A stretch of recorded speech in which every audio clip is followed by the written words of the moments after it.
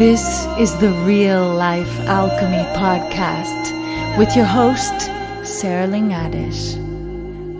Please join me once a week for deep chats and incredible stories about real life alchemy, transformation, creativity, consciousness, and the future. Buen dia. I am so grateful to be back speaking with you today. I would like to present the next couple episodes topics, which will be a new series called How to Thrive in 2023. This series could literally last the entire year because there is just so much that I want to talk about in how we can really, truly embrace living our best lives in this year of 2023. And when I say thriving, I mean, how are we going to flourish, grow, bloom, and really step into our power? The last couple years have been very challenging collectively for all of us. And I think for many of us, we have been living in fight or flight survival mode for a very long time. Since 2020, we've had this radical shift. Everyone is fully aware of the drastic changes that have taken place on our world on a collective level. But it has truly impacted each and every one of us internally. And so what I'm suggesting is that I envision 2023 as the potential to begin to thrive. This is a year of transition. This is a year of great change, and the change truly begins within. We are the change makers. We are powerful co-creators of our reality, and we are truly in the process of recreating our world. How to thrive in 2023. This is a topic that has been brewing in my mind for some time, since the last month of 2022. And how I came to find several of these topics was I really sat down and thought about what makes life successful.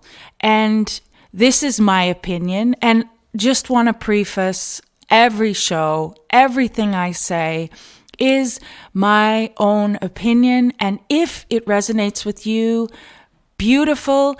If it doesn't, beautiful. You are the master of your life. You decide what makes sense to you.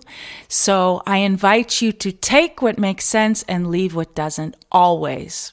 So how to thrive in 2023. I came up with a bunch of topics that I will be going through over the next couple weeks. And how did I come up with this list? Well, first of all, I just meditated on it, and I sat down and I thought about what I was feeling for us collectively for this coming year. And I also looked into the astrology of 2023. I do work with astrology. I believe it is an incredible tool which allows us to align with the geometry of the systems, the cycles of the planets, the stars, and how we interact with them. It is a tool to be used for pleasure. It is a tool to be used as an ally. It is not telling you how you should or should not be. It's all up to each and every single one of us. So one of the topics is radical health. I did begin a short series on Instagram, and this week I did post my first video, How to Thrive in 2023, Radical Health. And I spoke about if there was ever a year to get in physical shape, it is this one. And I truly believe that, because after this COVID adventure we've been on, what has become more apparent than ever is without your health, you literally have nothing. You cannot do anything without your physical health. And when I say physical health, I mean, I am a person that truly looks at physical health as a holistic entity. I believe it is mind, body, and spirit. Physical fitness, physical health is essential though. And I think something that's really important to talk about when we talk about physical health is the fact that, let's say in the spiritual community, often we may negate our bodies, our physical vessels, our temples, and we may not treat our bodies so well or mistreating our bodies. What I think is really essential is that we take a seriously humbling look at our physical health in 2023. And I mean, if you have been feeling something's off for some time, I think this is the year to deal with it. Our physical bodies are these incredible machines, this incredibly powerful ally we have to understand what is going on, what is really going on for us on a subconscious level. Our bodies store everything. You cannot fool the body. You can fool the mind. Absolutely. You can trick yourself, you can be tricked, but you cannot fool the body. The body will always tell you what is actually going on within you. And our bodies store so much information. They store our traumas, our fears, our joys. They store everything that we do. If we train our bodies from a young age in physical fitness, in a sports or working out or something that makes us physically active, our bodies remember that. And later in life, it is easier to deal with physical slowdown, we could say. So at any moment in your life, if you really radically take control of your physical health, it will serve you so deeply into the future. I believe that this is the year to really commit to exercise, physical fitness, moving your body. And you know what? Like, even if you're doing a sport, I think there's even deeper work to be done in stretching, moving, tapping. Like, working with the physical body is one of the most incredible ways to release tension and stress, to release fears, to release whatever has been stored in our body. What has also come to my attention this week has been a topic that I feel really passionate about. And interestingly, I had not had in my life for a very long time. And within the last 2 weeks, I was, let's say, forced to look at this topic, which I believe is associated with radical health, because radical health is also our mental health. So this topic I also want to talk about today is anxiety. Anxiety. An old friend. Anxiety is something that is very pervasive in our society. And I really believe that so many people have anxiety without even realizing how deeply it affects their lives. And I also believe anxiety is something that we still do not fully speak about. I have a very, very deep relationship with anxiety. And I find it very interesting because there was a period where I was completely, and I mean completely, paralyzed by anxiety, truly. I was suffering from severe panic attacks to the point where I had trouble leaving my house.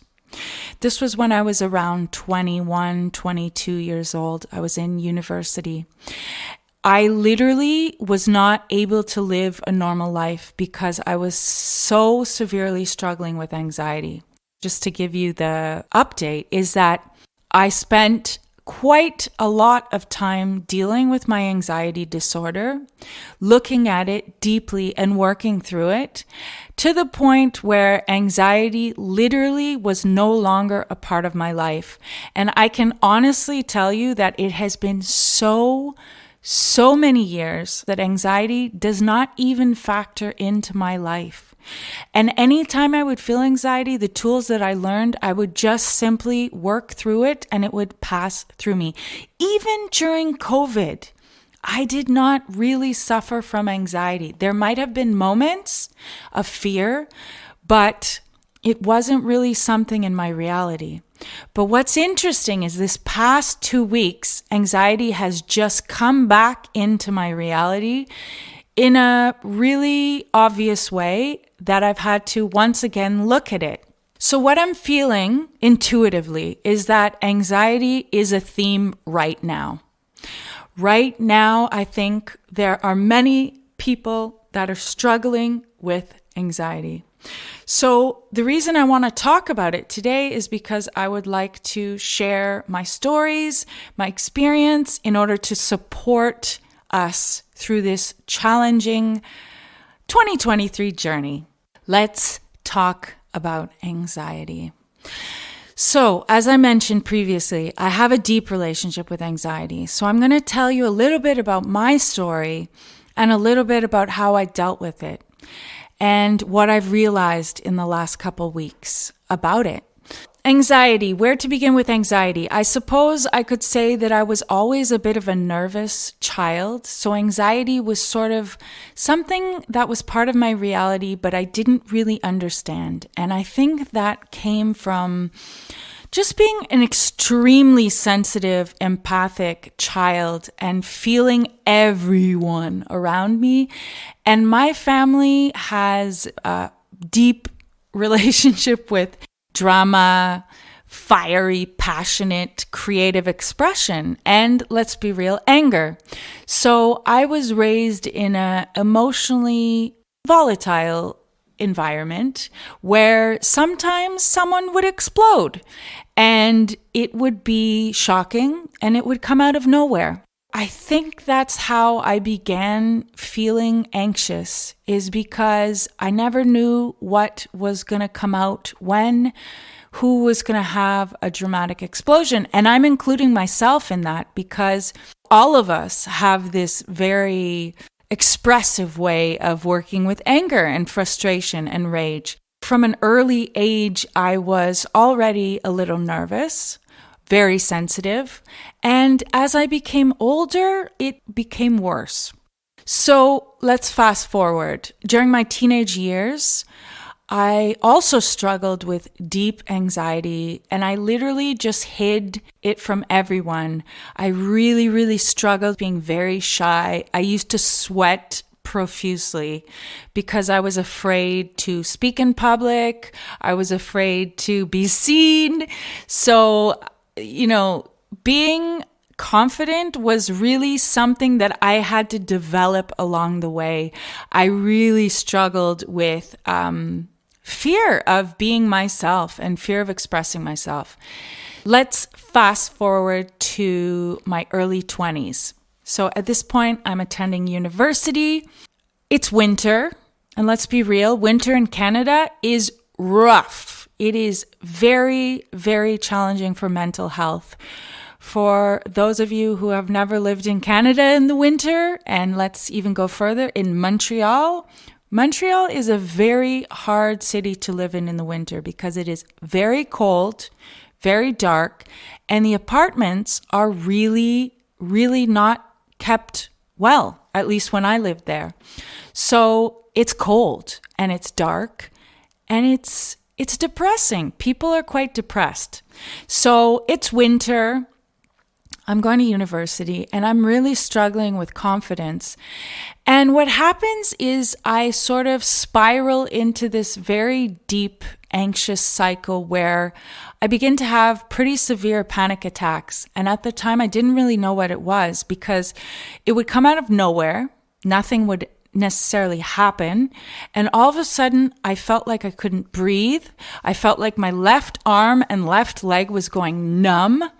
I felt like my chest would explode, and I started sweating, and I literally didn't know what to do, and I couldn't calm down. I couldn't sit still. So a couple times I literally collapsed on the floor crying, and somehow it would pass. And of course, I didn't know what was happening, and I wasn't talking to anyone at the time. So it was highly disturbing. Exactly at that same time when I started to have insomnia. I couldn't sleep because I would go into these panic attacks. So during the worst of it, there was about a month when I literally was not sleeping. I would get into bed, I'd feel like I was having a panic attack, did not know what to do, would try to drink tea, and I was suffering in total silence. I literally would not tell anyone about this. I would cry, and then I would fall asleep maybe around 6 a.m. and then try to wake up and go to school. So this was horrifying. This was horrible. And what ended up happening is I went to the emergency of the hospital in the middle of the night one night because I was having such a bad panic attack. I thought I was having a heart attack. And, what happened is I ended up seeing a doctor, and I just bawled my eyes out saying, I think I am having a heart attack. He checks me out and basically tells me, honey, there is nothing wrong with your heart, but the muscles around your heart are so clenched that that's what that pain is. You're feeling the muscles around your heart clenching so deeply. You definitely don't need a doctor. You need a psychologist. Whew. So that was rough. I started to go to see a psychologist. And what ended up happening, and this goes over many years, but I started to unpack my traumas and my fears and my, insecurities and my deep, deep, deep uncertainty in myself. Okay, so that's just a little backstory about how deep my anxiety was. Like it was debilitating, life stopping. Believe me when I say I know about anxiety. And if you have never felt that, you are a very blessed person. Because I do believe that state, that intensity of anxiety comes with some kind of nervous system trauma. Whereas I learned to put myself in a state of fear because of the instability, volatility of the environment. So now I'm going to tell you what I believe anxiety is, having retrospect. What I came to understand about anxiety is truly a fear that you are unable to cope with what life will throw at you. It's a deep fear that you cannot take care of yourself if you're thrown into an uncertain situation. And I believe it is a deep, deep resistance to allowing something within you to die. And when I say die, I mean something wants to move through you, something wants to be released, and you are holding on for dear life because you're afraid that you will literally, physically die when all that needs to happen is when you let go, when you surrender, you can have some kind of a cathartic release.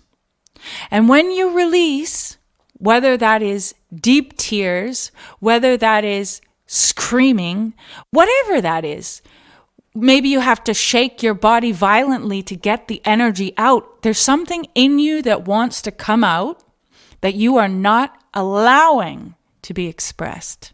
I believe anxiety is a fear of letting the wildness within you be expressed. Truly. I want to share with you right now a poem I wrote about my anxiety because it really expresses what I think anxiety is. And I really believe if we can learn to just let the anxiety pulse through us, let that wild, uncontrollable, unstable, terrifying energy pulse through us, we can easily free ourselves, because what is on the other side of anxiety is freedom. Real freedom, because it is expressing what has been repressed, what has been held in, what you have not wanted to see, what you have not wanted to allow into being. Anxiety is your body telling you something in me wants to come out, wants to liberate. Can you please allow me to do that? So now I want to read you my poem, My White Wolf. I could never tame you. The gnashing of your pearly white teeth glistening in the new moonlight haunted my dreams. Howling into the wild winter wind, you beckoned to me. Your jarring moans scared me to my core and covered my shell in goosebumps. You would not allow me rest. I tossed and turned, trying to deny you. I desperately feared your ferociously uncertain nature. At any minute, you might attack me with your ivory blades. Keeping watch with one eye open, I once lay in insomniac states for nearly a month. When I rose from my bed each morning, I could no longer tell the difference between night and day. Slight hallucinations tormented my waking hours, and still I could not see your vision. Your eyes burned with the passion of a sacred fire. They pierced into my heart, tore my body to shreds, and devoured my life whole. I did not know it yet, but you cared too much for me to let me sleep. You would not allow me to descend into oblivion, into complacency, into conformity. Your fierceness pestered my soul. You cried out, "You shall not rest until you know the taste of true peace, the peace that is rightfully yours, yet has been extinguished by the lies you have been told. Your highly intelligent mind has been dismissed. Your intrinsic value has been forgotten, hidden away like a velvety secret in a wooden box, placed carefully at the back of an old, dusty closet. Look at me. I am wild. I cannot be tamed. I refuse to be like anyone else. My vision is my own and holds no need for validation. I want you to see me for what I am. I love you, and that is why I torment you so. You have strayed from your path. You have lost your way, and I am here to remind you of who you are. Can you kindly calm down and allow yourself to crumple into a pile of gratitude for all that I have done for you? Can you accept me? We can exist together. You can let me be without attempting to suppress me or control my unpredictable moves. Perhaps my terrifying reputation has clouded your perception of me. And just like lightning without a storm, the bolt struck me to my core. The key slid gracefully into the keyhole, unlocking a waterfall of emotions in perpetual motion. I crumbled into a pile of grief. I finally allowed myself to surrender into sudden death. I let the overdue river of tears wash all the pain away, cleansing myself until I was naked, lying in a weathered heap, cradling myself like a newborn. I looked up to the heavens as she walked towards me, so gently, her white fur glistening in the sunset. She was shimmering, luminescent before my fresh green eyes. She covered me in her snow cloak of plush fur, embracing me tenderly as I wept into her glossy mane for hours. The full moon, the wise white wolf, and I spent the entire night melding together, the stars glistening in approval as she lay calmly by my side. We communed without saying another word as magic floated through the dark cobalt sky that glorious night. When all my tears had fallen and all my doubts subsided, I nestled deeper into her and slept soundly like a bear in hibernation. When I awoke, she looked deeply into my eyes. We touched foreheads in a third eye kiss, exchanging our farewells. I watched her go until she was simply a tiny, perfect snowflake in the distance. I could feel my golden heart dancing in my chest. My new vision was crystal clear. I floated light as a feather down my illuminated path. I was back on track. I had found the way with the help of my old dear friend, anxiety, also known as my white wolf, as a reflection of my wild, savage, and true nature. She was the catalyst that encouraged me to die, transform, and be reborn, to pass from one form into the next. To end is to begin, to cry is to release, to love is to open. The finale of one cycle starts another.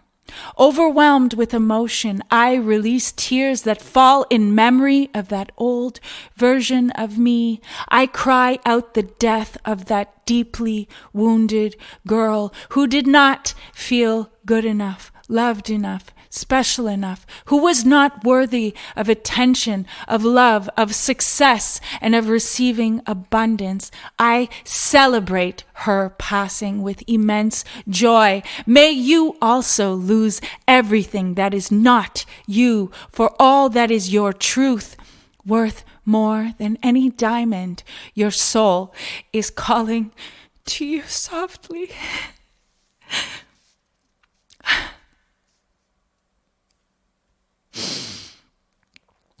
Are you brave enough to answer? Are you willing to give up the games, the juicy dramas, the comfort, the constant pleasing, the nice and pleasant exterior, and delve into the uncomfortable, sticky, profound waters of real life? Why the hell are you here if not to awaken and remember why and who you are, so you can get over yourself, so you can see the beauty, the bliss, and the humor all around you, so you can enjoy this experience, so you can create your reality, so you can rise like air, so you can shine in all your brilliant glory. In these deeply challenging times, everything you do matters. The old must disintegrate so the new can exist.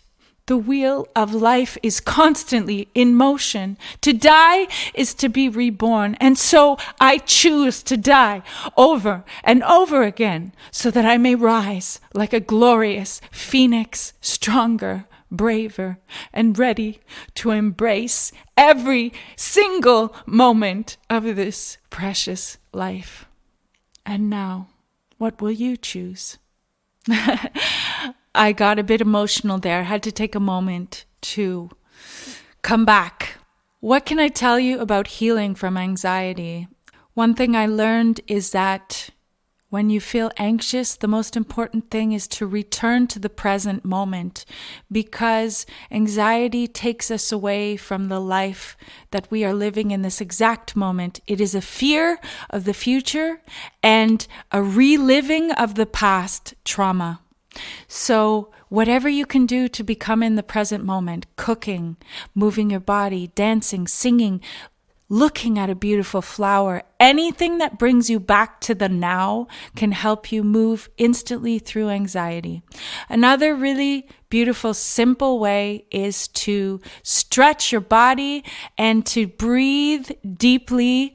And one breath I learned, the animal breath, which is you breathe in twice deeply and then breathe out slowly. That has been proven to be the fastest way to reset your nervous system, to calm your system down. So anytime you're feeling tense, you can do that. I think the important thing is to also do what gives you pleasure. If you're feeling anxious, don't try to push through it. Give yourself a moment to feel okay in your body. And for you, that might be drinking a nice tea. That might be taking a shower. Warm water always relaxes the body. So take a warm bath, a warm shower, write down, talk to a friend. It's so essential to talk about what we feel. So if there's someone you can talk to, even if you record yourself speaking to yourself, it's an excellent way to get that out. So radical health really does include mental health, and mental health is I believe a practice of constantly keeping yourself in balance. And there are so many tools we can do to keep our mind and our body in health. Another huge thing is diet. Whenever I'm entering a period of anxiety, and I just noticed this recently, our tendency is to do things that actually don't serve us long-term but give us short-term pleasure. For example, alcohol. When we drink, we feel relaxed in the short term, but actually we're stressing out our entire body for the future. So one thing I was noticing when I had this anxious spell was I was drinking a little more, and what happened is, although I felt good in the moment, later I felt worse. And if it's an accumulation, if you are entering an anxious zone, I would say go first to your diet and what you're ingesting. You know, cigarettes, tobacco also stresses out the body. And again, it's another one of those short-term fix, but long-term stress. So tobacco smoking might make you feel good in the moment, but if you are in an anxious moment, it might be a good idea to cut down, because it does stress out your body more. So alcohol, cigarettes, and also coffee. It's a high stimulant. So if you're feeling anxious, cut down on coffee too. What I've learned from my experience is when I'm in an anxious moment, I'll just cut down on anything that could stress my body further. And the other thing that stresses the body further is fried foods, sugar, too much sugar. And for me, it's gluten stuff. It's carbs kind of stress out, and cheese stresses out my body if I overindulge. So it's just a question of looking at how you can support your body and your mind through the anxiety. There is so much more I could say about anxiety, truly. But what I do want to say, and I want to begin to end the show here, I want to say that anxiety is not something you need to live with. And it is something that we should, work through together as a collective. I think so many people suffer anxiety but don't talk about it. Let's talk about it. Let's tell the people we love. Let's say, hey, I'm feeling anxious. Maybe I just need to talk it through. If someone says that to you, or if you say that to someone, in my experience, it helps me to feel better. It helps me to sort of problem solve with those closest to me. How can I deal with this? Oh, okay. I shouldn't drink any more coffee today. Oh, okay. I should do some exercise to get my body tired. Not overly tired, not overly stressing out your body with physical fitness, but doing something to move that electricity. One of the ways also I like to deal with it is, if I'm feeling stressed, is to just shake. Like literally just shake your body because it helps to move the energy through you. This is a tense time. To give you a little bit of the astrology, we are building up to a very powerful full moon in Leo. And the ruler of Leo is the sun. And the sun is opposite the moon every full moon. So every full moon is sort of a dance. It's a game of finding balance. And a full moon also illuminates. It always illuminates something. It shows us something that we previously could not see. So this particular full moon is pretty powerful and pretty stimulating. And the reason so is because we have a near exact square, which is a tense aspect between the moon and the sun and Uranus. Uranus is the planet of sudden change, revolution, rebellion, freedom, and electricity. And it's also the planet of trauma. It represents trauma in evolutionary astrology. So when we have a tense aspect, so that's a 90-degree angle between the sun and the moon and Uranus, that means we're going to be touching on lower end of those signs. So that means we're getting a tense square between the archetype of Leo, the archetype of Aquarius, the archetype of Taurus, and opposite would be Scorpio. So we are going to be examining the low ends of Leo. Leo is the heart, it is the lion, it is the performer, it is the creative, it is the artist, it is the confident leader. And Leo leads with the heart. But when we have a tense aspect, we could be looking at the low ends of Leo. So this could be ego, this could be narcissism, this could be dramatic, seeking for attention, seeking for validation. And Aquarius is, low-end Aquarius can be cold, low-end Aquarius can be detached, not feeling any emotions. So we are examining all these archetypes. And Uranus in Taurus, challenging both the sun and the moon, wants us to evolve, forces evolution. And it could be shocking, it could be sudden, it could be electric, and it could be overstimulating. So that's why I spoke about anxiety this week, is because Uranus and Uranus, Aquarius, can be associated with anxiety. It can be overthinking because Aquarius is mental energy. So we could be overthinking, it could be electric thoughts, and it could be our nervous system is totally maxed out. So during this weekend into next week, let us truly do what we need to keep our mind and body in check. It could be quite a powerful time.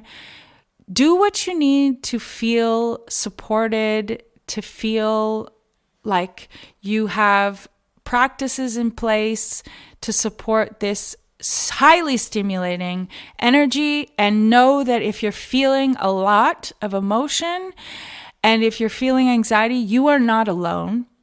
And this too shall pass.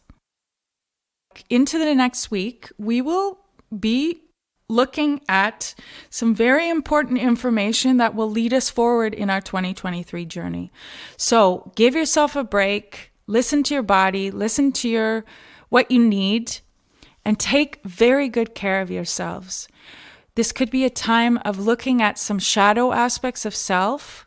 So take some time for yourself to truly process what's going on, and know that we are all in this collective challenging soup together. We're all finding our way to the best of our ability. So with that being said, I wish you a very beautiful full moon illumination. I hope you learn information about yourself that will help you evolve. This is a challenging time, but it's beautiful because it's time to step up, step into our power. It's time to look at our shadow. It's time to take responsibility for our radical health. Radical health is a holistic view of ourselves, mind, body, spirit. This is a powerful time of upgrading. And I believe in you. I believe in us. I believe in our brilliant unknown future. So with that, I will leave you with a song that I wrote called Surrender. I released the single exactly 3 months ago in November. And it is all about the death, the release, the surrender into the fear. And it truly speaks about my relationship with anxiety. I couldn't let go until I was slipping. I went to the rock bottom before I was able to surrender. So surrendering is all about just letting go of resisting, allowing the death to occur. So it is with deep respect and love always that I leave you. I will see you very soon. Beijinhos. Take very good care.